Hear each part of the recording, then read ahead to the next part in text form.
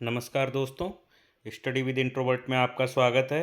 मैं इंट्रोवर्ट एक बार फिर आपके सामने एक नए टॉपिक के साथ उपस्थित हुआ हूँ। टॉपिक जो बहुत ही महत्वपूर्ण है आरआरबी एग्ज़ाम्स के लिए। और इसमें ऐसे क्वेश्चंस जो आरआरबी एग्ज़ाम्स में बहुत ज़्यादा पूछे जाते हैं, जो प्रीवियस ईयर में बहुत ज़्यादा क्वेश्चंस जो पूछे हुए हैं, वही मैं आपके सामने एक बार फिर से लेकर आया हूँ। तो वीडियो अगर अच्छा लगे तो वीडियो को लाइक करें, चैनल को सब्सक्राइब करें और अपने दोस्तों के साथ शेयर करें। टॉपिक का नाम है electrolysis and electrochemical series. Electrolysis यानी विद्युत अपघटन। ठीक है, विद्युत अपघटन के बारे में समझते हैं हम। विद्युत अपघटन एक रासायनिक प्रक्रिया है जिसमें विद्युत द्वारा धारा का उपयोग करके एक यौगिक के आयनों को उसके घटकों में विभाजित किया जाता है। इस प्रक्रिया में एक विद्युत स्रोत जैसे कि बैटरी का उपयोग किया जाता है, जो एक इलेक्ट्रोलाइट के माध्यम से प्रवाहित होता है। ठीक है, कि विद्युत अपघटन जो है एक प्रक्रिया है, रासायनिक प्रक्रिया, जिसमें क्या होता है कि एक बैटरी का उपयोग किया जाता है और जिसमें विद्युत धारा प्रवाहित करके इलेक्ट्रोलाइट के माध्यम से जो है वो धारा, विद्युत धारा जो है वो प्रवाहित की जाती है। इलेक्ट्रोलाइट एक ऐसा पदार्थ होता है जो पिघलने या किसी विलयन में घुलने पर आयनों में विभाजित हो जाता है। तो इलेक्ट्रोलाइट में क्या होता है कि बैटरी लगाई जाती है जिससे विद्युत धारा प्रवाहित होती है और वह जो है वह किसी विलयन में, इलेक्ट्रोलाइट जो पदार्थ है वो किसी विलयन और आयनों में परिवर्तित हो जाता है। ठीक, और विद्युत धारा को संचालित करने की क्षमता रखता है। ठीक है, तो क्या इलेक्ट्रोलाइट जो है वो एक सुचालक है। ठीक है, और इस घटना को कहते हैं क्या, इलेक्ट्रोलाइसिस।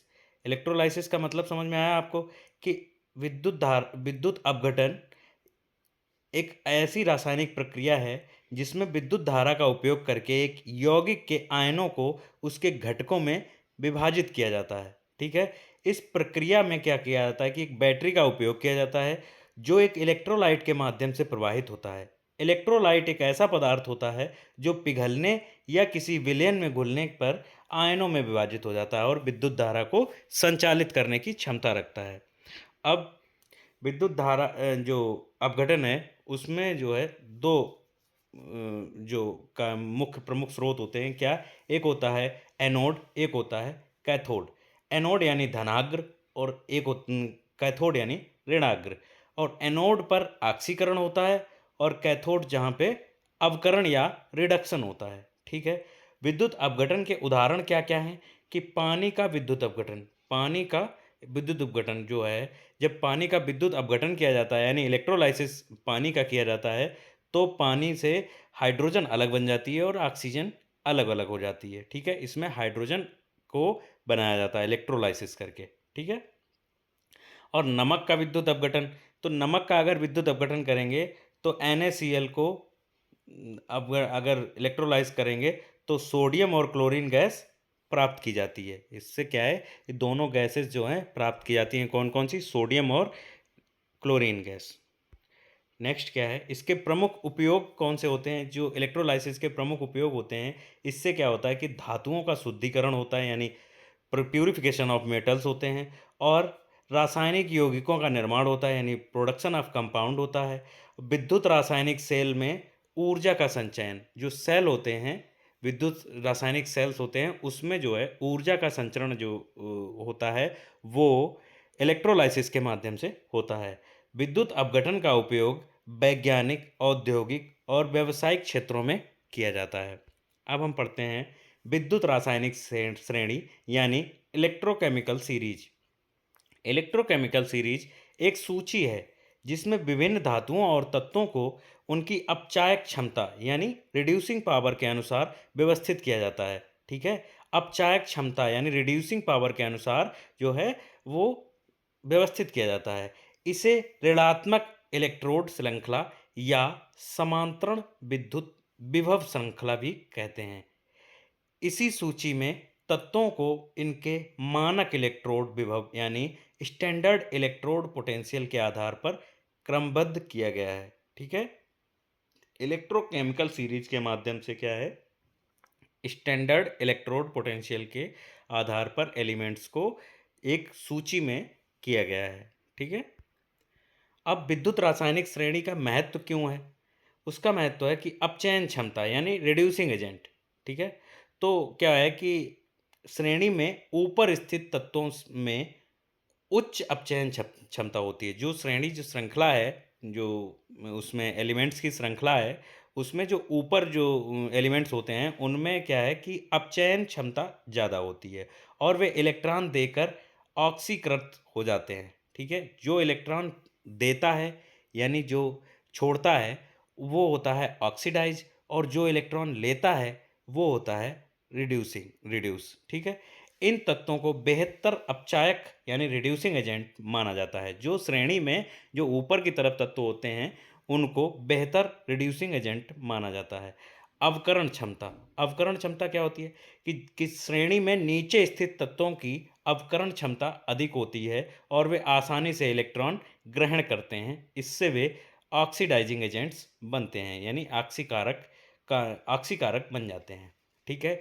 तो विद्युत श्रेणी जो श्रृंखला है, इलेक्ट्रोकेमिकल सीरीज है, उसका उपयोग, उसकी ज़रूरत जो है वो जो ऑक्सीडेशन और रिडक्शन जो एलिमेंट्स होते हैं, जो डाइज ज़्यादा होते हैं या रिड्यूसेस ज़्यादा होते हैं, तो उनको क्या है कि ऊपर से नीचे की ओर रखा गया है। ऊपर रखे जाते हैं जिनकी अपचयन क्षमता यानी रिड्यूसिंग एजेंट होते हैं, उनको ऊपर रखा गया है, और जो ऑक्सीडाइजिंग एजेंट होते हैं उनको नीचे की ओर रखा गया है। ठीक है। तो उनको एक श्रेणी में क्रमबद्ध करने की श्रृंखला को कहते हैं इलेक्ट्रोकेमिकल सीरीज। अब धातु के प्रतिस्थापन में इसका उपयोग होता है कि श्रेणी का उपयोग यह समझने के लिए किया जाता है कि कोई धातु दूसरी धातु के आयन को अपचयित कर सकती है या नहीं। ठीक है। उदाहरण के लिए, यदि कोई धातु किसी दूसरी धातु के नीचे स्थित है, तो यह उससे अधिक सक्रिय होती है और उस धातु को उसके लवण से प्रतिस्थापित कर सकती है। और नंबर ये इलेक्ट्रोकेमिकल सीरीज के लिए और क्या है कि कोई प्रतिक्रिया का अनुमान भी लगा सकती है। यह श्रृंखला यह निर्धारित करने में सहायक होती है कि दो तत्वों के बीच किस प्रकार की रिडॉक्स रिएक्शन होगी। ठीक है।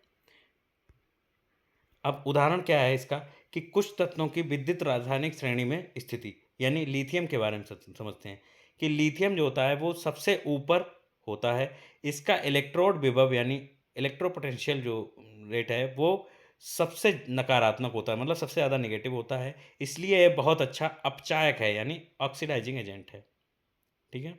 हाइड्रोजन हाइड्रोजन क्या है कि हाइड्रोजन इसे जीरो विभव मतलब जीरो पोटेंशियल मानक इलेक्ट्रोड विभव पर रखा गया है और यह श्रेणी के मध्य में होता है। सोना यानी ऑरम, यह सबसे नीचे होता है। इसका इलेक्ट्रोड विभव सकारात्मक होता है यानी पॉजिटिव होता है। इसलिए यह एक अच्छा ऑक्सीकारक है यानी ऑक्सीडाइजिंग एजेंट है। ठीक है। अब हम क्वेश्चंस के माध्यम से समझते हैं कि इलेक्ट्रोलाइसिस के बारे में और इलेक्ट्रोकेमिकल सीरीज के बारे में जो क्वेश्चंस प्रीवियस ईयर एग्जाम्स में आते हैं और आने वाले एग्जाम्स के लिए जो बहुत ही महत्वपूर्ण हैं, उनके बारे में समझते हैं। ठीक है। निम्नलिखित में से कौन सा तत्व तांबे से अधिक अभिक्रियाशील है? चार ऑप्शन दिए गए हैं। ऑप्शन ए चांदी, option B platinum, option C zinc, option D सोना। तो जिंक तांबे की तुलना में अधिक अभिक्रियाशील होता है। जिंक की परमाणु संख्या 30 और तांबे की परमाणु संख्या 29 होती है। अभिक्रियाशील धातु अपने से कम अभिक्रियाशील धातु को उसके यौगिक के विलयन से विस्थापित कर देती है। ठीक है। नेक्स्ट क्वेश्चन, लवण जल के विद्युत अपघटन द्वारा इनमें से कौन सा उत्पाद बनाता है? ठीक है। लवण जो होता है यानी साल्ट जिसको कहेंगे, तो वो जल का इलेक्ट्रोलाइसिस करने पर इनके द्वारा कौन सा उत्पाद बनता है? तो option A bleaching powder, option B potassium hydroxide, option C calcium hydroxide, option D sodium. तो लवण जल के विद्युत अपघटन द्वारा सोडियम हाइड्रोक्साइड बनाता है। सोडियम क्लोराइड विद्युत अपघटन द्वारा विघटित होता है। ठीक है। सोडियम क्लोराइड जो है वो एक लवण है। ठीक है। और कैथोड पर सोडियम हाइड्रोक्साइड बनता है। ठीक है। कैथोड कैसा होता है? वो होता है ऋणाग्र। ठीक है। यानी positive charge, negative charge. Anode होता है पॉजिटिव चार्ज। ठीक है। तो कैथोड पर सोडियम हाइड्रोक्साइड बनता है और सोडियम हाइड्रोक्साइड कास्टिक सोडा के रूप में जाना जाता है। इसका उपयोग लुगदी और कागज के कपड़े, पीने के जल, साबुन और डिटर्जेंट निर्माण के लिए में किया जाता है। किसका? सोडियम हाइड्रोक्साइड का उपयोग किसमें किया जाता है? पीने के जल, साबुन और डिटर्जेंट निर्माण में किया जाता है। चिकित्सा के क्षेत्र में उपयोग बीमारियों के उपचार, रोकथाम और सुधार के लिए किया जाता है। नेक्स्ट क्वेश्चन, इनमें से किस जलीय विलयन के विद्युत अपघटन फलस्वरूप सोडियम हाइड्रोक्साइड निर्मित होता है? अभी हमने पिछले क्वेश्चन में यही बताया था, ठीक है, कि सोडियम हाइड्रोक्साइड किससे निर्मित होता है। तो सोडियम क्लोराइड के जलीय विलयन के विद्युत अपघटन के फलस्वरूप सोडियम हाइड्रोक्साइड निर्मित होता है। विद्युत अपघटन यानी इलेक्ट्रोलाइसिस वह प्रक्रिया है जिसमें किसी रासायनिक यौगिक में विद्युत धारा के प्रवाह के द्वारा उसके रासायनिक बंधों को तोड़ा जाता है, जिससे वह यौगिक अपने अवयवों में टूट जाता है। सोडियम क्लोराइड के जलीय विलयन से विद्युत अपघटन से कैथोड पर सोडियम प्राप्त होता है, किंतु सोडियम की अत्यधिक क्रियाशीलता के कारण वह तुरंत जल से अपक्रिया करके सोडियम हाइड्रोक्साइड बन जाता है तथा हाइड्रोजन भी बनाता है। अतः सोडियम क्लोराइड के जलीय विलयन के विद्युत अपघटन से सोडियम धातु प्राप्त नहीं की जाती। अगर सोडियम क्लोराइड का जलीय विलयन से विद्युत अपघटन किया जाएगा तो उससे सोडियम धातु प्राप्त नहीं की जाती। इससे क्या होता है कि सोडियम हाइड्रोक्साइड बनता है। ठीक है, नेक्स्ट क्वेश्चन, इनमें से किस धातु की अपक्रियाशीलता सबसे कम है? तो चांदी, सोडियम, सोना और मरकरी। तो अपक्रियाशीलता यानी जो सक्रियशीलता होती है उसको हम ऐसे दर्शाते हैं। इसका मान ये आप याद कर लीजिएगा, सबसे ज़्यादा होती है पोटेशियम की, फिर उससे ज़्यादा मतलब सबसे कम होती है पोटेशियम की, और सबसे कम होती है गोल्ड की। ठीक है, सबसे अधिक होती है पोटेशियम की और सबसे कम होती है गोल्ड की। ठीक है, तो पोटेशियम, सोडियम, मरकरी से और चांदी और गोल्ड। ठीक है, तो सबसे अधिक अपक्रियाशीलता जो है वो है पोटेशियम की और सबसे कम वो है गोल्ड। जैसे ही जल से हम कोई जैसे सोना, वो क्या नाम, सोना अगर जल में डालते हैं तो ये रिएक्शन नहीं करता है, जबकि हम सोडियम और पोटेशियम जल में डालते हैं तो वो जल से जाते हैं, एकदम से जलते हैं और सोडियम हाइड्रोक्साइड और पोटेशियम हाइड्रोक्साइड बना का निर्माण करते हैं। ठीक है, तो ये ज़्यादा अपक्रियाशील हैं। तो सबसे अपक्रियाशील हो गया कौन? सबसे अधिक अपक्रियाशील हो गया पोटेशियम, और सबसे कम पोटेशियम वो जो अपक्रियाशील है यानी रिएक्टिव है वो कौन है? सोना। नेक्स्ट क्वेश्चन, निम्न में से कौन सी धातु चांदी की तुलना में सबसे कम अपक्रियाशील है? ठीक है, कॉपर, सोना, आयरन और मरकरी। तो कह रहा है चांदी की तुलना में अब कम अपक्रियाशील धातु सोना है। चांदी का रासायनिक सूत्र Ag है और अपक्रियाशीलता के मामले में धातुओं को का घटता क्रम कैसा होता है कि जो पोटेशियम सबसे ज़्यादा होता है, उससे कम कैल्शियम, उससे कम मैग्नीशियम, उससे कम जिंक, उससे कम लोहा, उससे कम कॉपर, उससे कम चांदी, और फिर सबसे कम होता है सोने का। तो इसमें क्या है? राइट ऑप्शन इज बी यानी सोना। नेक्स्ट क्वेश्चन, निम्नलिखित में से कौन सा कथन सही नहीं है? ऑप्शन ए, अपक्रियाशीलता श्रेणी में सबसे ऊपर स्थित धातुओं उनके यौगिक के विद्युत अपघटनी अपचयन द्वारा प्राप्त की जा सकती है। ऑप्शन बी, अपक्रियाशीलता श्रेणी एक सूची है जिसमें धातुओं को उनकी अपक्रियाशीलता के अवरोही क्रम में व्यवस्थित किया गया है। ऑप्शन सी, अपक्रियाशीलता श्रेणी के मध्य में मौजूद धातुएं अल्प अपक्रियाशील होती हैं। ऑप्शन डी, अपक्रियाशीलता श्रेणी में पोटेशियम सबसे कम अपक्रियाशील है। तो इसमें कह रहा है कौन सा कथन गलत है यानी सही नहीं है? तो इसमें कह रहा है ऑप्शन डी में आप देखिए कि दिए गए विकल्प में डी कथन सही नहीं है। पोटेशियम अपक्रियाशीलता श्रेणी में सबसे ऊपर तथा सर्वाधिक अपक्रियाशील है। ठीक है, अन्य सारे विकल्प जो हैं वो सही हैं और विकल्प जो डी है, ऑप्शन डी है, वो इनकरेक्ट है। ठीक है, नेक्स्ट क्वेश्चन, निम्न में से कौन सी धातु सर्वाधिक अपक्रियाशील है यानी सबसे ज़्यादा रिएक्टिव कौन सी धातु है? ऑप्शन समझिए, option A magnesium, option B zinc, option C iron, option D copper. ठीक है, दिए गए तत्वों में मैग्नीशियम तत्व धातु के रूप में सर्वाधिक अपक्रियाशील होती है। मैग्नीशियम क्षारीय मृदा धातु है यानी बेसिक नेचर जो मेटल है। ठीक है, मैग्नीशियम अन्य दी गई धातुओं के तुलना में अधिक अपक्रियाशील है, इसलिए मैग्नीशियम सल्फेट बनाने के लिए मैग्नीशियम कॉपर सल्फेट के घोल से तांबे को विस्थापित कर सकता है। तो जो मैग्नीशियम सल्फेट घोल बनता है, उसमें क्या है कि मैग्नीशियम कॉपर सल्फेट के साथ अगर हम रिएक्शन कराएंगे तो उसमें कॉपर अलग हो जाएगा और मैग्नीशियम सल्फेट बन जाता है। ठीक है। नेक्स्ट क्वेश्चन, जब लवण जल का विद्युत अपघटन होता है तो कैथोड पर एक्स कौन सी गैस होती है? ठीक है, कि लवण जल, option A CO2, option B hydrogen, option C O2, option C chlorine. ठीक है, तो लवण जल के विद्युत अपघटन प्रक्रिया के दौरान एनोड पर क्लोरीन गैस मुक्त होती है। ठीक है, तथा कैथोड पर हाइड्रोजन गैस बनती है।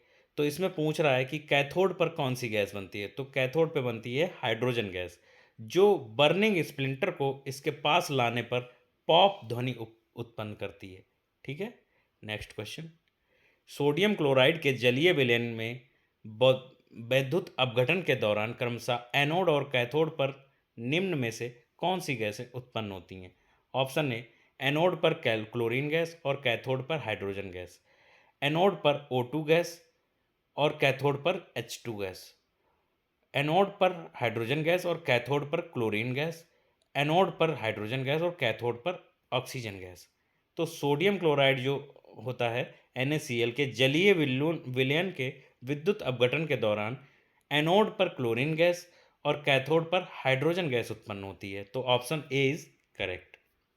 नेक्स्ट क्वेश्चन, घटती हुई प्रतिक्रिया के क्रम में व्यवस्थित आम धातुओं को किस प्रकार से जाना जाता है? तो ऑप्शन ए प्रवाहक प्रवाहक तत्व। ठीक है। ऑप्शन बी इलेक्ट्रोलाइटिक अपचयन, ऑप्शन सी गतिविधि श्रृंखला, ऑप्शन डी प्रतिक्रियात्मकता। तो विभिन्न धातुओं को उनकी घटती हुई रासायनिक प्रतिक्रियाशीलता यानी केमिकल रिएक्टिविटी के क्रम में व्यवस्थित करने पर जो श्रृंखला प्राप्त होती है उसे गतिविधि श्रृंखला के नाम से जाना जाता है। धातुओं की घटती हुई रासायनिक श्रृंखला या प्रतिक्रियाशीलता के आधार पर धातुओं की गतिविधि श्रृंखला निम्नवत है, कि सबसे ज़्यादा जो है वो होता है कि सबसे ज़्यादा रिएक्टिव कौन सा होता है मेटल? लिथियम, फिर आता है पोटेशियम, फिर आता है बेरिलियम, फिर आता है सेरेंडियम। ठीक है, ये जो श्रेणी है इसको थोड़ा सा याद कर लीजिएगा, ये श्रेणी का इसका ध्यान रखिएगा, ये श्रेणी आपके बहुत ही काम की श्रेणी है। ठीक है, कि Li पहले सबसे सबसे ज़्यादा जो है वो लिथियम रिएक्टिव है और सबसे कम है वो सोना रिएक्टिव है। ठीक है, और इससे रिलेटेड मतलब कि इसके ऐसे आ जाएगा बेरिलियम के नीचे नीचे जो है कौन सा रिएक्टिव है और 4 ऑप्शन दे दिए जाएंगे, इसमें आपको पूछ लिया जाएगा। तो ऐसे ही क्वेश्चन अभी पूछे भी गए हैं। ठीक है, तो वो क्वेश्चन को थोड़ा सा घुमा के पूछ लिया जाता है, और जबकि ये आरआरबी एएलटी का मतलब लोको पायलट का क्वेश्चन है, इससे पहले ये आया हुआ था। ठीक है, और ये सारे क्वेश्चन आए हुए हैं तभी हम आपको इतना गौर से बता रहे हैं, ध्यान से बता रहे हैं, तो आप इस पर थोड़ा सा ध्यान रखिएगा। ये आप जो सीरीज दी गई है इसको थोड़ा सा याद कर लीजिएगा। ठीक है, तो लिथियम सबसे ज़्यादा है और सोना सबसे कम है। जो धातु इस श्रृंखला में सबसे ऊपर होती है, आगे होती है, वे अपने से नीचे यानी पीछे वाली धातुओं को उनके लवण के जलीय विलयन से विस्थापित कर देती है। जैसे क्या है कि फेरस जो है आयरन का कॉपर सल्फेट के साथ रिएक्शन कराया तो क्या है कि फेरस सल्फेट हो गया और कॉपर अलग कर दिया। उसने क्या करा कि अपने उनके लवण के जलीय विलयन से विस्थापित कर देती है। ठीक है, जो लवण है कॉपर सल्फेट यानी साल्ट जो उसके साथ रिएक्शन कराया तो उसका जो जलीय विलयन है उसके साथ कॉपर आयरन जो है वो सल्फेट बना लेगा और कॉपर को विस्थापित कर देता है। ठीक है, यही क्या कहलाती है? Electrochemical series. ठीक है। नेक्स्ट क्वेश्चन, निम्नलिखित धातुओं में सबसे अधिक प्रतिक्रियाशील कौन है? तो option A calcium, option B aluminium, option C nickel, option C lead. तो धातुओं की उसकी अपक्रियाशीलता के घटते क्रम में रखने पर जो श्रेणी प्राप्त होती है वह सक्रियशीलता श्रेणी कहलाती है। दिए गए विकल्प में सबसे अधिक सक्रिय धातु कैल्शियम है और विद्युत रासायनिक श्रेणी तथा सक्रियशीलता में सबसे ऊपर जो है वो लिथियम को रखा जाता है। ठीक है। Next question, anodising. एनोडाइजिंग प्रक्रिया में किस अम्ल का उपयोग होता है? तो जो एनोडाइजिंग जो प्रक्रिया होती है, एनोड एनोड और कैथोड, जो एनोड होता है वो पॉजिटिव चार्ज होता है और नेगेटिव होता है वो कैथोड होता है, ठीक है। तो इसमें किस अम्ल का उपयोग किया जाता है? इसमें कह रहा है कि तनु नाइट्रिक एसिड यानी स्ट्रॉन्ग नाइट्रिक एसिड, तनु सल्फ्यूरिक एसिड, तनु एसिटिक एसिड, तनु हाइड्रोक्लोरिक एसिड। तो एनोडाइजिंग एक विद्युत रासायनिक प्रक्रिया है। इसके द्वारा एक धातु का पृष्ठ टिकाऊ एवं जंगरोधी बनाया जाता है। एनोडाइजिंग के माध्यम से क्या होता है कि कोई भी धातु का जो सरफेस है, मेटल की सरफेस है, उसको टिकाऊ एवं जंगरोधी बनाई जाती है, यानी उसका ऑक्सीडेशन या रिडक्शन नहीं होता है, उस पर जंग नहीं लगती है, ठीक है। तो इस प्रक्रिया में एल्यूमिनियम ऑक्साइड की परत पर निक्षेपण होता है और इस प्रक्रिया में गंधक अम्ल का प्रयोग किया जाता है। गंधक अम्ल कौन सा होता है? स्ट्रॉन्ग सल्फ्यूरिक एसिड, ठीक है। नेक्स्ट क्वेश्चन, निम्न धातुओं में से कौन सी धातु आयरन क्लोराइड से लोहे का विस्थापन करती है? ठीक है, आयरन क्लोराइड से FeCl2 से कौन सी धातु जो है वो वो करेगी, क्लोराइड से लोहे का विस्थापन, लोहे को अलग कर देगी, ठीक है। ऑप्शन ए सीसा, ऑप्शन बी चांदी, वो option B tin, option C चांदी, ऑप्शन डी जस्ता। तो आयरन क्लोराइड यानी Fe को जिंक से विस्थापित कर देता है, ठीक है। जिंक अपचायक क्षमता से, जिंक की जो है अपचायक क्षमता यानी रिड्यूसिंग पावर जो होती है वो अधिक होती है लोहे की अपेक्षा। तो विद्युत रासायनिक श्रेणी में जस्ता यानी जिंक जो है लोहे से ऊपर आता है, ठीक है। तो FeCl2 plus Zn equal to क्या होता है? ZnCl2 प्लस F, है ना। F का जो आयरन वो आयरन जो है वो F आयन अलग हो जाता है, ठीक है। नेक्स्ट क्वेश्चन, निम्नलिखित में से कौन सी धातु आयरन क्लोराइड में लोहे को विस्थापित कर नहीं करेगी? ठीक है, आयरन क्लोराइड में से लोहे को विस्थापित नहीं करेगी। अभी देखो, ऑप्शन ए जस्ता, जस्ता तो विस्थापित कर देता है। ऑप्शन बी चांदी, option C aluminium, option D magnesium. जो जो धातु आयरन से ऊपर होगी वो विस्थापित कर देगी, जो धातु आयरन से नीचे होगी वो विस्थापित नहीं कर पाएगी। तो धातुओं की जो सक्रियशीलता है वो अभी हमने उसकी वो बताई थी सीरीज, वो सीरीज को आप याद रखना, ठीक है। अब यहाँ से फिर एक सीरीज हम बनाते हैं कि मैग्नीशियम सबसे ज़्यादा है, एल्युमिनियम उससे कम, जिंक उससे कम, और फिर उसके बाद में आता है आयरन, और उससे कम होती है चांदी, ठीक है। हम जानते हैं कि जो सक्रियशीलता श्रेणी में सिल्वर का स्थान आयरन के बाद है, अर्थात सिल्वर आयरन से कम अभिक्रियाशील है, अतः आयरन क्लोराइड से आयरन को विस्थापित नहीं कर पाएगी। कौन सी? चांदी, ठीक है। नेक्स्ट क्वेश्चन, क्या कौन सा पदार्थ जो है वो जल मिश्रित हाइड्रोक्लोरिक एसिड के साथ प्रतिक्रिया नहीं करता? तो option A magnesium, option B copper, option C zinc, option D aluminium.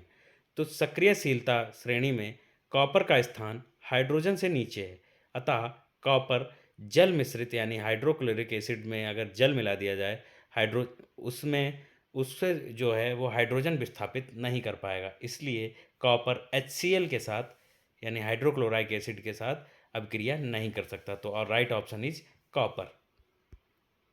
Next question, कौन सी धातु केवल विद्युत अपघटन द्वारा निकाली जाती है? ठीक है, ऐसी कौन सी धातु है जो केवल विद्युत अपघटन द्वारा निकलेगी, जो नेचुरल रूप से प्राप्त नहीं की जा सकती? Sodium, magnesium, magnesium, calcium, aluminium आदि जो होते हैं वो सक्रियशीलता यानी जो एक्टिविटी श्रेणी है, एक्टिविटी सीरीज है, उसमें सबसे ऊपर आते हैं। ये धातु अधिक अपक्रियाशील हैं, अतः इनका निष्कर्षण अन्य धातुओं की तरह कार्बन का उपयोग करके अपचाय के रूप में अवकरण के द्वारा नहीं किया जा सकता, ठीक है। जो अधिक रिएक्टिव होंगे वो अपचयन के माध्यम से नहीं प्राप्त किए जा सकते, क्योंकि इन सभी धातुओं में ऑक्सीजन के साथ कार्बन से ज़्यादा तेजी से प्रतिक्रिया करने की प्रवृत्ति पाई जाती है, अर्थात इन धातुओं की बंधुता यानी जो बॉन्डिंग होती है ऑक्सीजन के साथ कार्बन से अधिक है, ठीक है। लेकिन सोडियम, एल्युमिनियम, मैग्नीशियम, कैल्शियम आदि धातुओं का निष्कर्षण विद्युत अपघटन द्वारा किया जाता है। कौन सी धातुएं? सोडियम, एल्युमिनियम, मैग्नीशियम और कैल्शियम आदि धातुओं का निष्कर्षण विद्युत अपघटन द्वारा किया जा सकता है, ठीक है। तो सोडियम एल्युमिनियम का हो गया, सोडियम का हो गया, मैग्नीशियम का हो गया और उसका क्या नाम, कैल्शियम का हो गया। ठीक है, तो इसमें कह रहा है कि कौन सी धातु जो है वो केवल विद्युत अपघटन द्वारा निकाला जा सकता है। तो option A is correct. Aluminium जो है वो विद्युत अपघटन के माध्यम से निकलती है। जो दिए गए ऑप्शन हैं उनमें जिंक है, आयरन है और कॉपर है, ये सब विद्युत अपघटन के माध्यम से नहीं निकाली जा सकती। ठीक है, नेक्स्ट क्वेश्चन, संक्षारण एवं जंग लगने से बचाने के लिए लोहे पर किए जाने वाले विद्युतीय लेपन में किस धातु का उपयोग किया जाता है। जैसे कौन से, अभी हमने बताया था कि कौन सी धातु का लेप किया जाता है जिससे किसी भी पदार्थ में जंग नहीं लगती है। ठीक है, तो संक्षारण एवं जंग लगने से बचाने के लिए लोहे पर किए जाने वाले विद्युतीय लेपन में जस्ता का उपयोग किया जाता है, यानी जिंक का उपयोग किया जाता है। इसे यस्दीकरण या गैल्वनाइजेशन कहते हैं। ठीक है, गैल्वनाइजेशन के माध्यम से हम जो है लोहे पर जंग लगने से रोक सकते हैं। क्रोमियम मिलाकर लोहे को स्टेनलेस स्टील बनाया जाता है और स्टेनलेस स्टील बनाने में लोहा, क्रोमियम, निकेल तथा कार्बन का उपयोग किया जाता है। लोहे से ही हमें स्टील प्राप्त होती है और स्टील क्या होती है कि लोहे में कार्बन, क्रोमियम और निकेल का को मिला के हमें स्टील बना दी जाती है। ठीक है, इसमें स्टील एक ऐसा पदार्थ है जो जिसमें जंग नहीं आती। Thanks for watching. वीडियो में आज के लिए बस इतना ही। मिलते हैं एक नए टॉपिक के साथ नए वीडियो में। तब तक के लिए हमें इजाज़त दीजिए। ठीक है, और अगर वीडियो अच्छा लगा हो तो वीडियो को लाइक करें, चैनल को सब्सक्राइब करें और अपने दोस्तों के साथ शेयर करें और हमारे साथ बने रहें। ठीक है, next, bye bye, thank you.